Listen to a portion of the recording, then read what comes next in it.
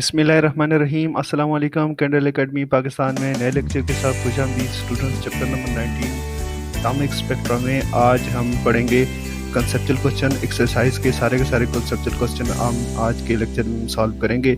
ये second year की physics से फेडरल और केपी के कोर्स हम फॉलो कर रहे हैं। तो चलते हैं कंसेप्चुअल क्वेश्चंस की तरफ। Conceptual question 19.1 Why does the spectrum of hydrogen consists of many lines even though the hydrogen atom has only a single electron? Conceptual question number 19.1 में पूछा हुआ है कि why does spectrum of hydrogen consists of many lines even though hydrogen atom has only a single electron? कि एक hydrogen atom में एक ही electron होता है। ये हाइड्रोजन एटम है, न्यूक्लियस, और उसके बाद यानी एक प्रोटॉन, उसके बाद एक ही इलेक्ट्रॉन है ई। इसके बावजूद आपको मल्टीपल लाइंस उसकी क्यों मिलती हैं? हाइड्रोजन एटम का जब स्पेक्ट्रम आप ऑब्ज़र्व करते हैं तो ज़्यादा लाइंस इसमें क्यों आती हैं? तो एक जवाब इसका तो यह है कि जब हम डिस्चार्ज ट्यूब के अंदर हाइड्रोजन एटम्स या हाइड्रोजन गैस को हम भर देते हैं और इसको हम एक्साइट करते हैं विद पोटेंशियल डिफरेंस, तो जो एटम्स हैं हाइड्रोजन के वो एनर्जी गेन करते हैं। इलेक्ट्रॉन जो है जंप करता है तो ये आउटर जितनी एनर्जी एब्जॉर्व करता जाता है इतने आउटर शेल की तरफ निकलता जाता है। तो जितनी ज़्यादा एनर्जी एब्जॉर्व करेगा इतने ही नंबर ऑफ शेल जो क्रॉस करता हुआ बाहर की तरफ आएगा। और जैसे ये डी एक्साइट होगा, रेदर देन कि ये एक जंप के ज़रिए वापस अपनी ग्राउंड स्टेट के ऊपर आए, ये मल्टीपल जंप्स के ज़रिए यहाँ आता है और डिफरेंट फ्रीक्वेंसीज़ की रेडिएशन या एमिट करता जाता है, जो कि आपको प्रोजेक्ट हो रही होती हैं किसके ऊपर? ये स्पेक्ट्रम के ऊपर आपको नज़र आ रही थी। एक बात तो ये। दूसरी बात कि इसके अंदर जो डिस्चार्ज ट्यूब के अंदर आपने गैस भरी हुई है, इसमें नंबर ऑफ़ एटम्स हैं, बहुत ज़्यादा एटम्स की तादाद है, और इन एटम्स में ये एटम जो हैं डिफरेंट एनर्जी लेवल तक एक्साइट हुए हो सकते हैं। यानी एग्ज़ाम्पल के तौर पर अगर 3 एटम है, हो सकता है कि एक का इलेक्ट्रॉन जो है दूसरे शेल में हो और दूसरे का इलेक्ट्रॉन जो है तीसरे शेल में हो, चौथे का इलेक्ट्रॉन जो चौथे शेल में हो। इस तरह डिफरेंट शेल के अंदर इलेक्ट्रॉन हो एक्साइटेड स्टेट में आने के बाद, और जब वो इलेक्ट्रॉन जो है वापस अपनी ओरिजिनल स्टेट के ऊपर, ग्राउंड स्टेट के ऊपर आएंगे जंप करते हुए, तो यहाँ भी आपको डिफरेंट रेडिएशंस मिलेंगी। तो क्या लिखना है एग्ज़ाम के अंदर आपने? एक तो ये लिखना है कि एटम जब जंप करके, इलेक्ट्रॉन्स जब जंप करके आउटर शेल्स की तरफ जाते हैं तो वापसी पे वो मल्टीपल जंप्स के ज़रिए वापस आते हैं, और हर जंप में दो जो एनर्जी लेवल्स हैं उनके डिफरेंस के बराबर एनर्जी रिलीज़ करते हुए वापस आते हैं, तो इसलिए मल्टीपल लाइंस मिल रही थी। दूसरी आपने ये लॉजिक लिखनी है कि डिस्चार्ज ट्यूब के अंदर जितने एटम्स हैं ज़रूरी नहीं कि सारे के सारे एक ही एक्साइटेड स्टेट पे हों, डिफरेंट एक्साइटेड स्टेट्स के ऊपर होंगे। जब डिफरेंट एक्साइटेड स्टेट से एटम वापस अपनी ग्राउंड स्टेट पे आएंगे तो डिफरेंट एनर्जीज़, डिफरेंट फ्रिक्वेंसी की रेडिएशन रिलीज़ करेंगे, जिसकी वजह से आपको मल्टीपल लाइन्स नज़र आती हैं। Next question, Conceptual question 19.2 Suppose that electron in a hydrogen atom obeyed the classical mechanics rather than quantum mechanics. Why would such a hypothetical atom emit a continuous spectrum rather than the observed line spectra? Conceptual question 19.2 है कि एक electron जो है अगर hydrogen atom के अंदर classical mechanics को ओबे करता हो तो हाइड्रोजन एटम का जो स्पेक्ट्रम है वो कंटिन्यूस क्यों होगा rather than line spectrum? Question को फिर से सुन लें। Suppose that electron in hydrogen atom obeyed the classical mechanics rather than quantum mechanics. Why would such a hypothetical atom emit a continuous spectrum rather than the observed line spectrum? हमें पता है कि atom के अंदर जो particles हैं वो किसको ओबे करते हैं? क्वांटम मैकेनिक्स को ओबे करते हैं, क्लासिकल मैकेनिक्स को ओबे नहीं करते। अब क्वेश्चन ये है कि अगर हाइड्रोजन एटम के अंदर जो इलेक्ट्रॉन है वो अगर क्लासिकल मैकेनिक्स को ओबे करे, क्वांटम मैकेनिक्स को ओबे ना करे, क्लासिकल मैकेनिक्स को ओबे करे, तो उसका जो स्पेक्ट्रम होगा वो स्पेक्ट्रम आपको कंटिन्यूस स्पेक्ट्रम मिलेगा। ठीक है जी, जिस तरह के कंटिन्यूस स्पेक्ट्रम हमने पहले दिखाया आपको तस्वीर में, तो इस तरह का स्पेक्ट्रम जो है जिसे हम कंटिन्यूस स्पेक्ट्रम कहते हैं, जिसमें कलर्स की बाउंड्रीज जो है आपको सेपरेट करना मुश्किल होता है, आप उसमें डाइफ्यूज़ होते हैं कलर, ऐसा आपको स्पेक्ट्रम मिलेगा अगर क्लासिकल मैकेनिक्स को ओबे करे इलेक्ट्रॉन। वो इस वजह से, अच्छा दूसरी ये है कि लाइन स्पेक्ट्रम यूँ इस तरह से आपको दिखता है, ये हाइड्रोजन का लाइन स्पेक्ट्रम है, ये एक रेड लाइन है और ब्लू लाइन से रेडिश ब्लू टाइप्स का कलर होता है ओवरऑल जो आपको नज़र आता है। तो ये लाइन स्पेक्ट्रम नहीं होगा, कंटिन्यूस स्पेक्ट्रम होगा अगर इलेक्ट्रॉन ओबे करेगा क्लासिकल थ्योरी। वजह यह है कि अकॉर्डिंग टू क्लासिकल थ्योरी कोई भी चार्ज अगर एक्सेलरेट होता है ना, तो वो कंटिन्यूस उसको रेडिएशन एमिट करनी चाहिए, जबकि इलेक्ट्रॉन जो है किसी भी फिक्स्ड ऑर्बिट के अंदर जब तक घूमता है तब तक वो ना एनर्जी एब्जॉर्ब करता है ना एनर्जी रिलीज़ करता है। तो ये क्लासिकल मैकेनिक्स जो है क्वांटम मैकेनिक्स को ओबे करता है, जिसकी वजह से ये एनर्जी एब्जॉर्ब या रिलीज़ नहीं करता with in a particular orbit. अगर क्लासिकल मैकेनिक्स को ओबे करता होता तो इलेक्ट्रॉन जो है कंटिन्यू एनर्जी रिलीज़ करते हुए ऐसे वापस आता न्यूक्लियस की तरफ और ऑल पॉसिबल वेवलेंथ जो है एमिट करता और एवेंचुअली जो है वो न्यूक्लियस के अंदर आके गिर जाता।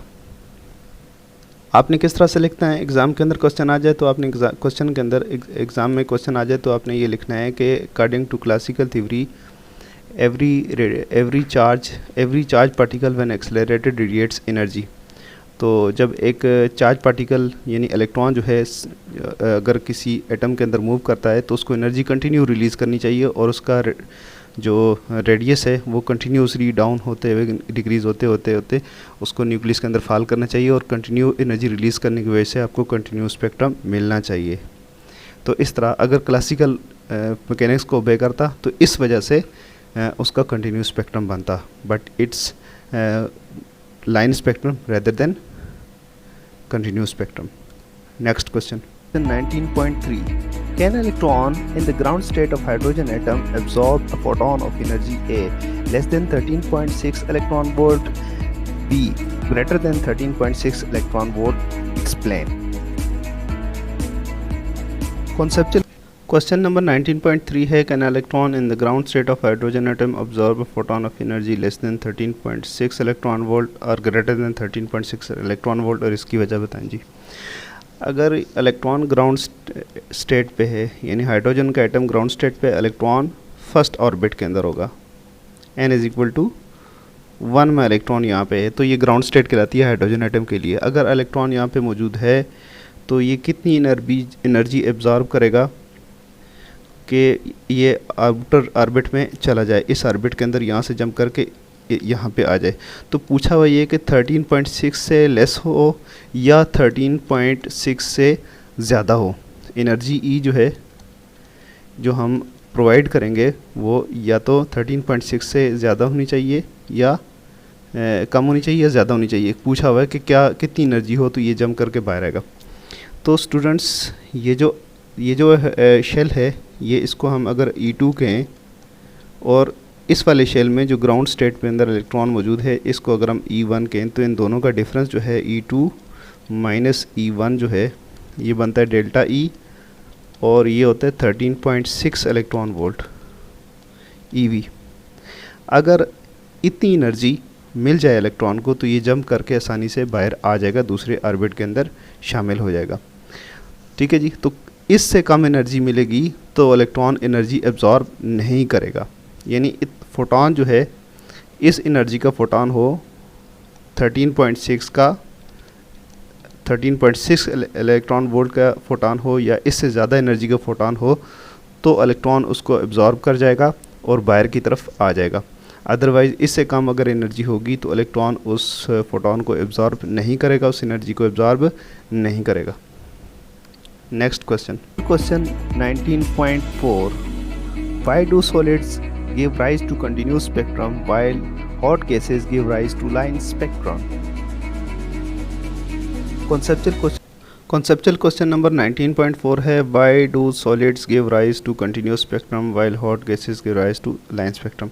सॉलिड को अगर आप हीटअप करते हैं तो आपको कंटिन्यूस स्पेक्ट्रम मिलता है, जबकि गैसेस को आप अगर आप हीटअप करें या उनको डिस्चार्ज ट्यूब में पैक करके डिस्चार्ज ट्यूब में भर के उनसे अगर इलेक्ट्रिक डिस्चार्ज उसके ऊपर अप्लाई करें तो तभी आपको लाइन स्पेक्ट्रम मिलता है। इसकी रीज़न क्या है? स्टूडेंट्स, सॉलिड के अंदर एटम्स एक दूसरे के साथ बहुत क्लोजली पैक्ड होते हैं, जुड़े हुए होते हैं, और इस जुड़ने की वजह से उनके जो शेल्स हैं, शेल्स के ऊपर भी असर पड़ता है। ये अगर शेल हैं तो साथ वाला जो एटम है वो इसके शेल्स पे भी जो असरअंदाज होता है, उसकी शेल की भी थोड़ी सी शेप जो है ना वो बिगाड़ देता है। इसलिए इसका जो इनके शेल्स जो हैं वो डिस्क्रीट नहीं रहते, और इसकी वजह से एक ही शेल का डिफरेंट एटम के अंदर जो डिस्टेंस है न्यूक्लियस के साथ वो चेंज हो जाता है, और उसके अंदर तो थोड़ी बहुत तब्दीली आ जाती है, जिसकी वजह से उससे रिलीज़ होने वाली एनर्जी जो होती है आपको कंटिन्यू नज़र आती है, वो लाइन स्पेक्ट्रम आपको नज़र नहीं आता। इसके बरक्स हॉट गैसेस को आप देखें तो हॉट गैसेस में एटम्स एक दूसरे से काफ़ी दूर होते हैं। ठीक है जी, एटम्स एक दूसरे से दूर होने की वजह से उनके जो एनर्जी लेवल्स हैं डिस्क्रीट होते हैं, और जब एनर्जी रिलीज़ होती है तो वो लाइन स्पेक्ट्रम ही आपको नज़र आता है, कंटिन्यूस स्पेक्ट्रम नज़र नहीं आता। और यहाँ पे एक और बात नोट करने वाली है, यहाँ पे हॉट गैस का ज़िक्र हुआ है, यानी अगर आप एक ही तरीके से, यानी गैस को भी अगर आप हीटअप करते हैं और सॉलिड को भी हीटअप करते हैं, गैस को भी हीटअप करते हैं, दोनों को यानी एक ही तरीके से एक्साइट करते हैं, तो तब भी आपको सॉलिड से कंटिन्यूस स्पेक्ट्रम मिलता है और गैस से लाइन स्पेक्ट्रम मिल रहा होता है। तो रीज़न उसकी यही है। आपने इसी तरह लिखना है कि सॉलिड के अंदर पार्टिकल्स एक दूसरे के बहुत करीब होते हैं, जिनकी वजह से उनका जो शेल्स हैं वो शेल्स भी डिफरेंट हो जाते हैं, और न्यूक्लियस के साथ उनका जो डिस्टेंस है वो चेंज हो जाता है, जिसकी वजह से डिफरेंट एटम्स के से निकलने वाली एनर्जीज जो हैं वो डिफरेंट होती हैं, और वो एक दूसरे के साथ थोड़ा बहुत डिफरेंस होने की वजह से आपको ऐसा लगता है कि कंटिन्यू एनर्जी रिलीज़ हो रही है। लाइन स्पेक्ट्रम आपको नज़र नहीं आता, कंटिन्यू स्पेक्ट्रम नज़र आता है। जबकि गैसेस में ऐसा इस वजह से नहीं है कि एटम्स एक दूसरे से आइसोलेटेड होते हैं और उनके जो एनर्जी लेवल्स हैं वो डिस्क्रीट होते हैं, जिसकी वजह से आपको लाइन स्पेक्ट्रम नज़र आता है। Next question 19.5 Explain the difference between laser light and light from an incandescent lamp. Conceptual question number 19.5 है, Explain the difference between laser light and the light from incandescent lamp. तो laser light और आम incandescent bulb जो है उसकी light में क्या difference होता है, ये हम यहाँ पे लिख लेते हैं। सबसे पहला जो डिफरेंस है, लेज़र लाइट जो है वो मोनोक्रोमेटिक होती है। लेज़र लाइट क्या है? मोनोक्रोमेटिक।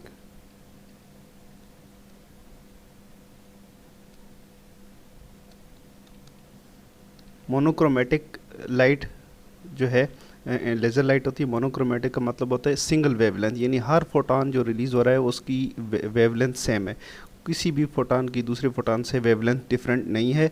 लेज़र लाइट जो है उसका सोर्स से जो लाइट निकल रही है, जबकि इनकैंडिसेंट लाइट जो है, इनकैंडिसेंट बल्ब की जो लाइट है उसमें कई वेवलेंथ हैं, बहुत सारे फोटॉन्स की जो है आपस में जो वेवलेंथ्स हैं वो डिफरेंट हो सकती है, फ्रीक्वेंसी डिफरेंट हो सकती हैं। फ्रीक्वेंसी का सेम होना या वेवलेंथ का सेम होना मोनोक्रोमेटिक कहलाता है। तो लेज़र लाइट की प्रॉपर्टी है कि उससे रिलीज़ होने वाली लाइट जो है उसमें जो हर फोटॉन जो है उसकी एनर्जी सेम होती है, मोनोक्रोमेटिक सोर्स कहते हैं। नेक्स्ट डिफरेंस क्या है कि जो लेज़र लाइट है वो उसकी लाइट जो हाईली कोहेरेंट होती है, यानी जितने भी फोटॉन्स रिलीज़ हो रहे हैं फ्रिक्वेंसी तो उनकी सेम है ही, लेकिन फेज़ भी सेम है, यानी एक साथ वो उनका क्रस्ट और ट्रफ जो है ना एक साथ ही आ रहा है। ठीक है जी, एक साथ ही रिलीज़ हो रहे हैं, फेज़ डिफरेंस कोई भी नहीं है। जबकि जो इनकैंडिसेंट लाइट है उसमें एक तो फ्रिक्वेंसीज डिफरेंट हो सकती हैं और दूसरा फेज़ भी डिफरेंट होते हैं। इस तरह डिफरेंट जो है फेज़ की, डिफरेंट फेजेस की, डिफरेंट फ्रिक्वेंसी की लाइट जो है वो ट्रैवल कर रही होती है। तो ये डिफरेंस है। तीसरा डिफरेंस ये है कि जो लेज़र लाइट जो है, लेज़र सोर्स जो है उससे निकलने वाली लाइट जो है हाईली डायरेक्शनल होती है, यानी एक नैरो सा बीम है और सीधी लाइन पे ट्रैवल कर रहा है, बिल्कुल स्ट्रेट लाइन के ऊपर। तो सारे के सारे फोटॉन्स एक तो क्या हैं, मोनोक्रोमेटिक है, यानी एक ही फ्रिक्वेंसी है, दूसरी फेज़ कोहेरेंट है, आपस में एक दूसरे के साथ क्रस्ट के साथ ट्रफ के साथ मिल रहा है, जिसकी वजह से इनका नेट एम्पलीट्यूड जो है वो ऐड हो जाता है। और डायरेक्शन एक ही रहती है, बहुत ज़्यादा डायरेक्शनल है, यानी एक बीम की सूरत में ये लाइट एमिट होती है। जबकि इनकैंडिसेंट लाइट जो है उसमें पिछली दो प्रॉपर्टीज़ के साथ, यानी एक तो फेज़ का डिफरेंस है, फ्रिक्वेंसी का डिफरेंस है, दूसरा के जो डिफरेंट फोटॉन्स है उनकी डायरेक्शन भी डिफरेंट हो सकती है। ऐसे डिफरेंट डायरेक्शन में फोटॉन रिलीज़ हो रहे हैं इनकैंडिसेंट लाइट के, जिसकी वजह से ये ज़्यादा दूर तक इनका बीम नहीं जा पाता, बहुत जल्दी ही ये बीम डाई ऑफ हो जाता है और लाइट ख़त्म हो जाती है, जबकि लेज़र लाइट बहुत दूर तक चली जाती है। आखिरी पॉइंट ये है कि लेज़र लाइट की इंटेंसिटी बहुत ज़्यादा होती है, यानी इसके नंबर ऑफ़ फोटॉन्स जो हैं वो बहुत ज़्यादा होते हैं इसके अंदर, इसके बीम के अंदर नंबर ऑफ़ फोटॉन्स बहुत ज़्यादा होते हैं। जबकि इनकैंडिसेंट लाइट जो है उसके अंदर नंबर ऑफ़ फोटॉन्स इसकी निस्बत कम होंगे, उसका बीम की जो बीम की विड्थ है वो भी ज़्यादा होगी और उसमें नंबर ऑफ़ फोटॉन्स भी कम होंगे। जबकि इसके बीम की विड्थ बहुत कम होती है, नैरो बहुत ज़्यादा नैरो होता है और उसमें नंबर ऑफ़ फोटॉन्स बहुत ज़्यादा होते हैं, जिसकी वजह से ये हाईली इंटेंस लाइट होती है, जबकि ये इतनी इंटेंस लाइट नहीं होती। Next question 19.6 Why Bohr extends the quantum theory to the structure of atom? Conceptual question question number 19.6 है Why Bohr extends the quantum theory of structure quantum theory to structure of atoms? सवाल ये है कि Bohr ने quantum mechanics Planck's quantum theory को क्यों इस्तेमाल किया, स्ट्रक्चर ऑफ एटम को एक्सप्लेन करने के लिए क्लासिकल थ्योरी को यूज़ क्यों नहीं किया। तो इसका जवाब ये है कि अगर क्लासिकल थ्योरी को यूज़ करें तो एटम का जो लाइन स्पेक्ट्रम है वो एक्सप्लेन नहीं होता। एटम से जो रिलीज़ होने वाली एनर्जी है उसका जो स्पेक्ट्रम होता है वो लाइन स्पेक्ट्रम बनता है, एटॉमिक स्पेक्ट्रम जो है लाइन स्पेक्ट्रम है। जबकि अगर हम क्लासिकल थ्योरी को यूज़ करें तो according to classical theory charge जब मूव करता है, इलेक्ट्रॉन जब मूव करता है न्यूक्लियस के इर्द गिर्द, तो उसको एनर्जी रेडिएट करनी चाहिए, कंटिन्यू एनर्जी, और इस कंटिन्यू एनर्जी रेडिएट करने की वजह से एटम का जो स्पेक्ट्रम है वो स्पेक्ट्रम कंटिन्यूस होना चाहिए। जबकि प्रैक्टिकली ये स्पेक्ट्रम जो है कंटिन्यू नहीं है, लाइन स्पेक्ट्रम होता है। तो इसलिए बोहर ने किसका सहारा लिया, क्लासिकल थ्योरी की बजाय प्लैंक्स क्वांटम थ्योरी का सहारा लिया, और ये बताया कि ओनली डिस्क्रीट ऑर्बिटल जो हैं, डेफिनेट ऑर्बिट्स जो हैं वो पॉसिबल हैं, ऐसे ऑर्बिटल के जिनमें एंगुलर मोमेंटम जो है mvr जो है nh/2π के बराबर हो, यानी h/2π का एग्जैक्ट मल्टीपल हो एंगुलर मोमेंटम, तो वो वाले शेल ही पॉसिबल है। इलेक्ट्रॉन इसके अलावा किसी भी शेल के अंदर इवॉल्व नहीं कर सकता। इसके अलावा इलेक्ट्रॉन जो है जब किसी आउटर शेल से जंप करके इनर शेल की तरफ आता है तो एनर्जी जो रिलीज़ करता है वो एनर्जी किसके बराबर होती है, h/nu के बराबर होती है। तो इस वजह से एनर्जी जो है पैकेट्स की फॉर्म में रिलीज़ होती है और आपको लाइन स्पेक्ट्रम मिलता है। तो सिंपल वर्ड्स में क्लासिकल मैकेनिक्स को अगर आप यूज़ करें तो लाइन स्पेक्ट्रम को आप एक्सप्लेन नहीं कर पाते, क्योंकि क्लासिकल मैकेनिक के मुताबिक जो है क्लासिकल मैकेनिक्स के मुताबिक इलेक्ट्रॉन को कंटिन्यू एनर्जी रिलीज़ करनी चाहिए और कंटिन्यू स्पेक्ट्रम बनना चाहिए। Next question 19.7 Why helium has larger ionization energy than hydrogen atom? Conceptual question 19.7 है Why helium has larger ionization energy than hydrogen atom? Helium की आयोनाइजेशन एनर्जी हाइड्रोजन से क्यों ज़्यादा होती है।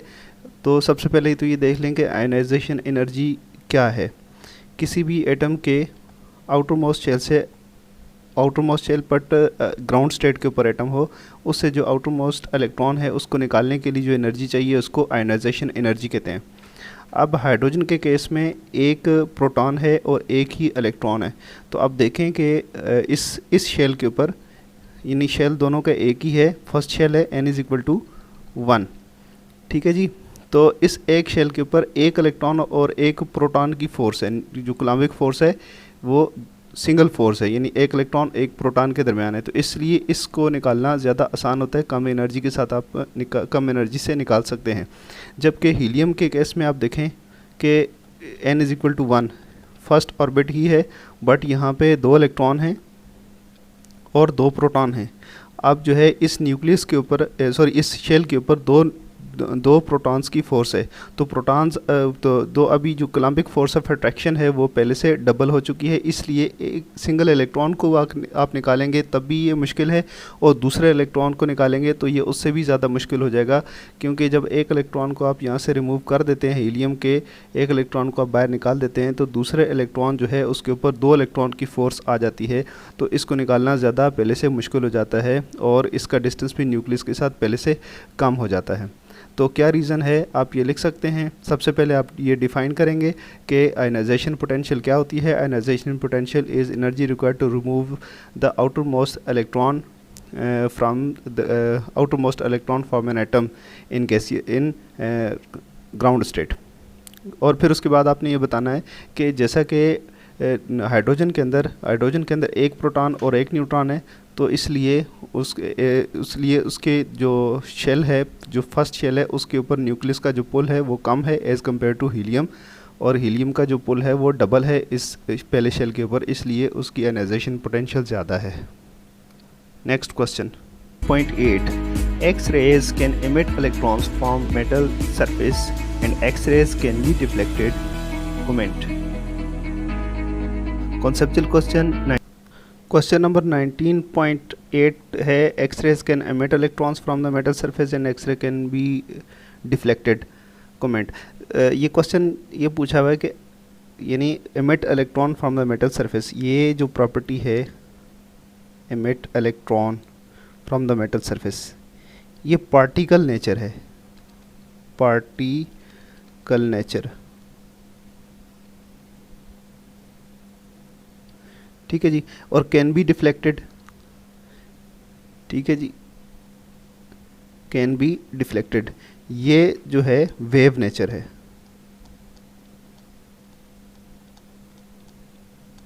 ये पूछा हुआ है कि ऐसा क्यों है। इलेक्ट्रॉन को एमिट भी कर सकते हैं, यानी पार्टिकल नेचर भी है, और साथ ही ये डिफ्लेक्ट भी हो सकती हैं, वेव नेचर भी है। तो क्यों ऐसा क्यों होता है। सबसे पहली बात तो आप ये देखें कि जो एक्स रेज है वो कहाँ लाई करती हैं इलेक्ट्रोमैग्नेटिक स्पेक्ट्रम में।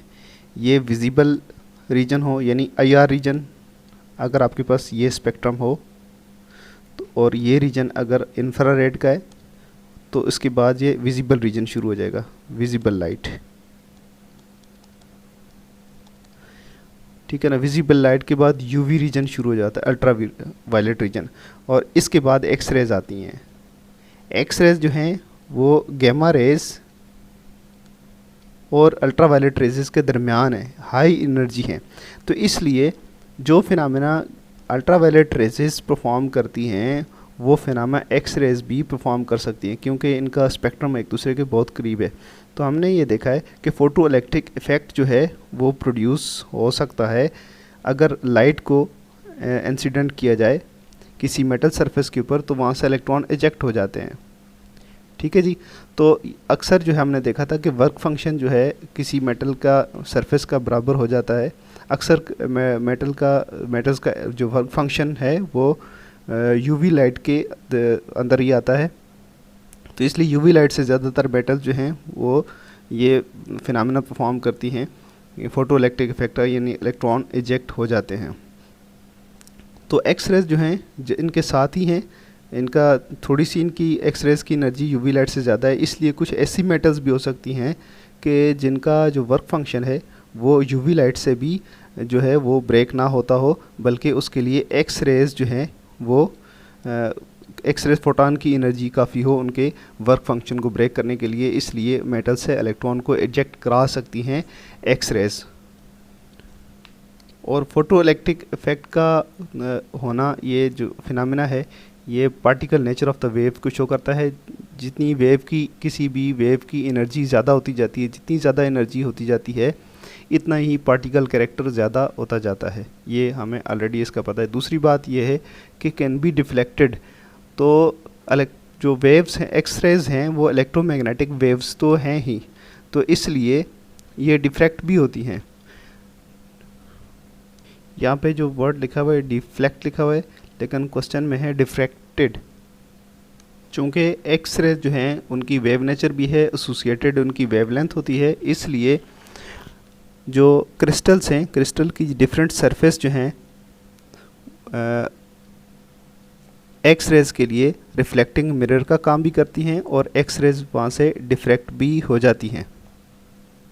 यानी एक्स रे अगर हम किसी क्रिस्टल के ऊपर यहाँ पे स्ट्राइक करवाते हैं तो उसका कुछ पार्ट जो है ना रिफ्लेक्ट हो जाता है और कुछ जो है उसके अंदर पेनिट्रेट कर जाता है, इसको डिफ्रैक्शन कहते हैं, और दूसरी लेयर से ये रिफ्लेक्ट हो जाता है। फिर यहाँ पे आके आपको दोनों जो ये बीम है, दोनों बीम आपस में मिलते हैं तो आपको ब्रेग्स पैटर्न मिलते हैं। तो इसके लिए ब्रेग्स लॉ, एक्स रेज के लिए जो फार्मूला है ब्रेग्स लॉ का वो है D sine theta is equal to n lambda।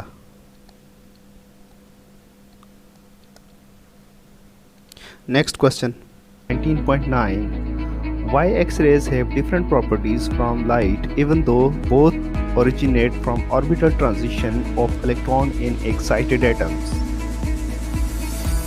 Conceptual question 19, question number 19.9 में पूछा गया है X-rays have different properties from light even though both originate from orbital transition of electron in excited atoms. तो क्यों x rays जो हैं वो x raise की कुछ प्रॉपर्टी जो हैं लाइट से डिफरेंट है, हालांकि इनका ओरिजिन एक ही जैसा है। तो असल में एक्स रेज क्या हैं? एक्स रेज इलेक्ट्रोमैग्नेटिक रेडिएशंस हैं और लाइट भी इलेक्ट्रोमैग्नेटिक रेडिएशन है। लाइट जो ऑर्डिनरी लाइट होती है, जो विजिबल लाइट है, बट एक्स रेज की एनर्जी जो है लाइट की एनर्जी से ज़्यादा होती है। अगर हम ये देखें, E of x rays is greater than E of light, जिसकी वजह से कुछ ऐसे फिनोमेनाज हैं जो एक्स रेज से तो हो सकते हैं लेकिन लाइट्स, नॉर्मल लाइट जो है उससे नहीं हो सकते। मिसाल के तौर पर ये कौन से फिनोमेनाज हैं? अब कॉम्पटन इफेक्ट है, इसमें एक है कॉम्पटन इफेक्ट। कॉम्पटन इफेक्ट जो है ये एक्स रे से हो सकता है, नॉर्मल लाइट से नहीं हो सकता। उसकी वजह है कि कॉम्पटन इफेक्ट के लिए जो एनर्जी चाहिए वो लाइट के फोटॉन की उतनी एनर्जी नहीं होती, उसके लिए एक्स रेज फोटॉन चाहिए। और दूसरी क्या प्रॉपर्टी है? हाईली पेनिट्रेटिंग है ये।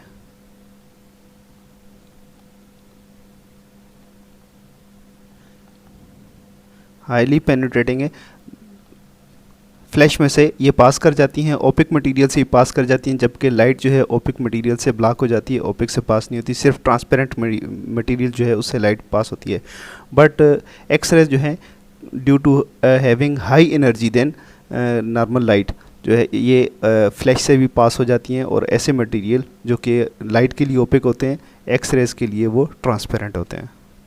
और भी प्रॉपर्टीज़ हो सकती हैं जो एक्सरे एग्जिबिट करती हैं, बट लाइट, नॉर्मल लाइट जो है वो शो नहीं करती वो प्रॉपर्टीज़। तो रीज़न पूछी हुई है असल में, क्वेश्चन में रीज़न पूछी गई है, तो रीज़न यही है कि एक्सरेज की असल में लाइट के फोटॉन से एनर्जी ज़्यादा होती है, जिसकी वजह से उसकी कुछ प्रॉपर्टी जो हैं वो लाइट के फोटॉन से डिफरेंट हो जाती हैं।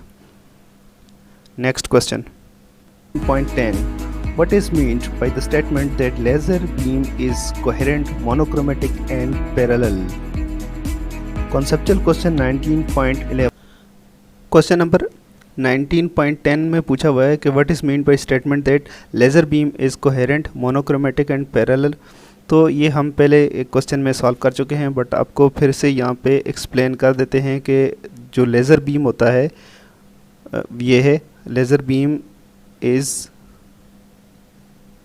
कोहेरेंट। सबसे पहली बात कोहेरेंट, बल्कि ऐसा करते हैं पहले मोनोक्रोमेटिक को एक्सप्लेन कर लेते हैं।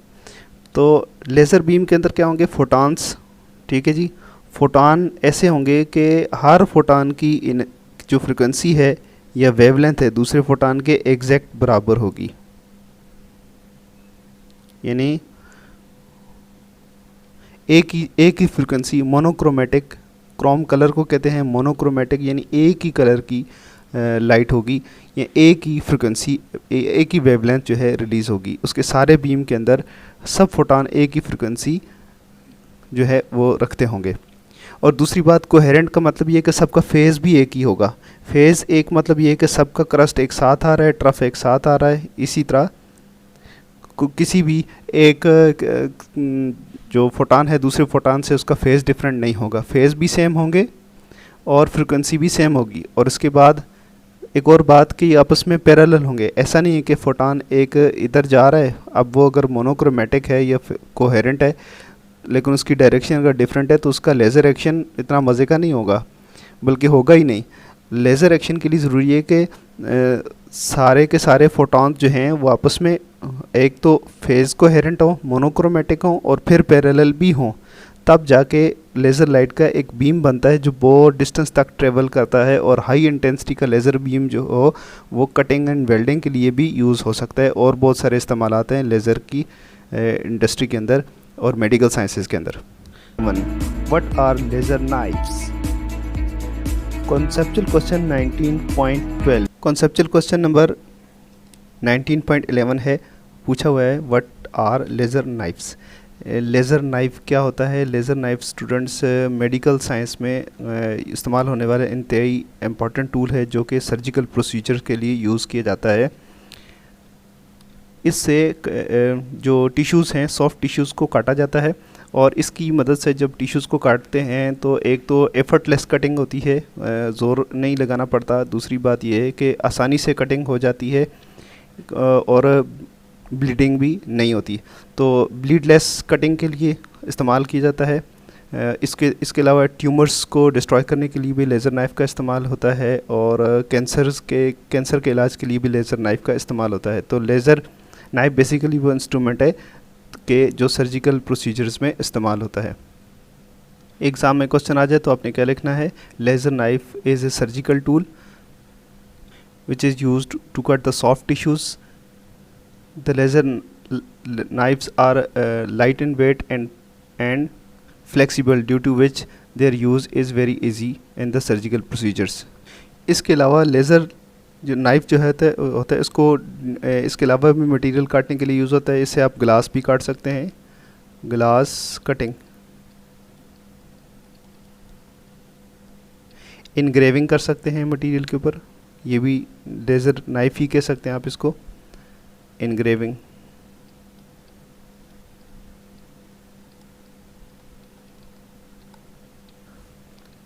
ग्लास कटिंग के अलावा पेपर कटिंग भी होती है इससे।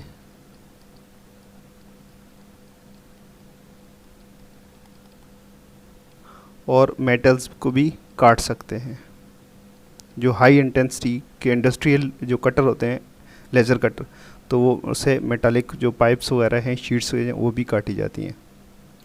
Next question, why we can not see atom? Conceptual question question number 19.12 है। इस पूछा हुआ है why we can not see atom. तो एटम के अलावा भी बहुत सारी चीज़ें जिनको हम नहीं देख सकते, जिस तरह सेल्स हैं वगैरह और माइक्रोब्स हैं, बहुत सारी ऐसी चीज़ें हैं। इनको हम नॉर्मल आँख से नहीं देख सकते, ये इतनी छोटी होती हैं कि हमें आँख से नज़र नहीं आती, बट हम इसको माइक्रोस्कोप की मदद से इनको देख सकते हैं। लेकिन एटम का मसला ये है कि एटम्स आपको माइक्रोस्कोप से भी नज़र नहीं आएंगे, ठीक है। उसकी वजह कि रूल ये है कि लाइट जो हम देखते किसकी मदद से हैं? लाइट की मदद से। अब कोई भी चीज़ जिसकी डायमेंशन जो है लाइट की वेवलेंथ से ज़्यादा होगी तो उसको हम देख सकते हैं। हम अगर ज़्यादा छोटी चीज़ है, इससे लाइट की वेवलेंथ से कंपेरेबल है, यानी थोड़ा सा उसका डिफरेंस है, तो हम उसको माइक्रोस्कोप की मदद से शायद देख पाएँ। बट ऐसी चीज़ कि जिसकी डायमेंशन जो है लाइट का जो लैम्डा है, वेवलेंथ है, उससे कम होगी तो उसको हम माइक्रोस्कोप से भी नहीं देख पाएंगे। और एटम जो है, एटम की डायमेंशंस जो हैं वो लाइट की वेवलेंथ से बहुत कम होती है, जिसकी वजह से हम एटम को माइक्रोस्कोप से नहीं देख सकते। यहाँ पे अगर आप एटम का साइज़ देखें तो एटम का साइज़ जो है 10⁻⁻10 मीटर्स कम से कम हो सकता है, ठीक है, ज़्यादा। और जबकि विजिबल लाइट की जो वेवलेंथ है लैम्डा है, ये 10⁻⁻7 मीटर्स हो सकता है। तो ये 10⁻⁻10 बहुत छोटा है as compare to wavelength of light, जिसकी वजह से एटम्स को हम डायरेक्टली तो वैसे भी नहीं देख सकते, बट माइक्रोस्कोप की मदद से भी नहीं देख सकते। चाहे हम जितनी भी स्ट्रॉन्ग, जितनी भी पावरफुल माइक्रोस्कोप बना लें तो हम एटम्स को नहीं देख सकते। क्यों नहीं देख सकते? क्योंकि एटम की जो डायमेंशंस हैं, एटम का जो साइज़ है, वो लाइट की वेवलेंथ से बहुत कम है। Next question, what is mean by braking radiation? Students, question number 19.13 है, what is mean by braking radiation? जी, इसका सिंपल आंसर तो ये है कि ब्रेकिंग रेडिएशंस का मतलब जो है एक्स रेज है। Breaking radiations are X rays. अब सवाल ये पैदा होता है कि इनको ब्रेकिंग रेडिएशंस क्यों कहते हैं? इसलिए कहते हैं कि इनका जो वेव एक्स रेज की जनरेशन है, उसका जो प्रोसीजर है, उसकी वजह से इनको ब्रेकिंग रेडिएशंस कहते हैं। आप ये देखें कि ये एक कोई भी मेटल हो और उसको हमने एनोड बना देना है, यहाँ पे ये एनोड हो जाएगा, और इस तरफ यहाँ पे हम कैथोड बनाएंगे और इसको एक ट्यूब के अंदर बंद कर देंगे। ठीक है, यहाँ पे हम पोटेंशियल डिफरेंस अप्लाई करते हैं, कई किलो वोल्ट का पोटेंशियल डिफरेंस हम अप्लाई करेंगे। जब बहुत ज़्यादा, यानी of the order of kilo volts का पोटेंशियल डिफरेंस यहाँ पे अप्लाई होगा, तो यहाँ से इलेक्ट्रॉन जो निकलेंगे, बीम की सूरत में इलेक्ट्रॉन निकलेंगे और बहुत ज़्यादा उनकी काइनेटिक एनर्जी होगी। काइनेटिक एनर्जी काफ़ी होगी, बहुत फास्ट मूविंग इलेक्ट्रॉन्स होंगे जो यहाँ से निकलेंगे और इससे आगे टकराएंगे मेटल के साथ। अब मेटल के साथ टकराने के बाद क्या होता है, अचानक से उनकी जो काइनेटिक एनर्जी है इलेक्ट्रॉन्स की, वो काइनेटिक एनर्जी उनकी ख़त्म हो जाती है, फिनिश हो जाती है। तो ये काइनेटिक एनर्जी किस में कन्वर्ट हो जाती है? एक्स रेज में। तो यहाँ से फिर एक्स रेज एमिट होती हैं, जो कि यहाँ से बाहर की तरफ ऐसे ट्रैवल करेंगी। जितना आपने उसका एंगल रखा है, उसी एंगल के साथ आपको एक्स रेज जो है उसको आप फोटोग्राफिक प्लेट के ऊपर ले सकते हैं। तो क्यों ब्रेकिंग रेडिएशंस कहते हैं? क्योंकि ये फास्ट मूविंग इलेक्ट्रॉन्स को स्टॉप करते हुए ये रेडिएशन जो है एमिट होती हैं। अब जो काइनेटिक एनर्जी इलेक्ट्रॉन की है वो कन्वर्ट हो जाती है किस में? हाई फ्रिक्वेंसी की, यानी हाई एनर्जी की इलेक्ट्रोमैग्नेटिक रेडिएशंस, और इन रेडिएशन को कहते हैं एक्स रेज। ब्रेकिंग रेडिएशंस बोले तो ब्रेक करती हैं, किसको ब्रेक करती हैं? स्पीड को। किसकी स्पीड को? इलेक्ट्रॉन की स्पीड को। इलेक्ट्रॉन की स्पीड को जब ब्रेक करती हैं, ब्रेक हो जाती है with the help of a metal, तो उसके नतीजे में जो रेडिएशंस पैदा होती हैं ब्रेकिंग रेडिएशंस हैं, और ये एक्स रेज हैं और कुछ भी नहीं है। Next question, what is optical pumping?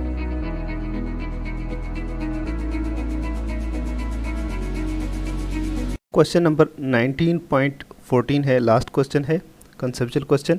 इसमें पूछा गया व्हाट इज़ ऑप्टिकल पंपिंग। देखें, ये लेज़र से क्वेश्चन आया हुआ है। लेज़र में बेसिकली आप क्या करते हैं, जो एटम्स होते हैं उनको ग्राउंड स्टेट से एक्साइटेड स्टेट में लाना होता है। तो एटम्स को आप जब ग्राउंड स्टेट से एक्साइटेड स्टेट में लाते हैं तो इस प्रोसेस को पंपिंग कहते हैं। पंपिंग कहते हैं। अब पंपिंग के डिफरेंट प्रोसीजर्स होते हैं। इलेक्ट्रॉनिक पंपिंग है, इलेक्ट्रॉनिक पंपिंग, ठीक है, और दूसरी कौन सी पंपिंग है? थर्मोनिक पंपिंग है। यानी इलेक्ट्रॉनिक पंपिंग के अंदर हम क्या यूज़ करेंगे? इलेक्ट्रिसिटी को यूज़ करते हैं एटम्स को एक्साइटेड स्टेट में लाने के लिए, और थर्मोनिक पंपिंग में हम क्या करते हैं? एटम्स को हीटअप करते हैं ताकि वो एक्साइटेड स्टेट में आ जाएं। और जो हमसे क्वेश्चन पूछा हुआ है वो है ऑप्टिकल पंपिंग।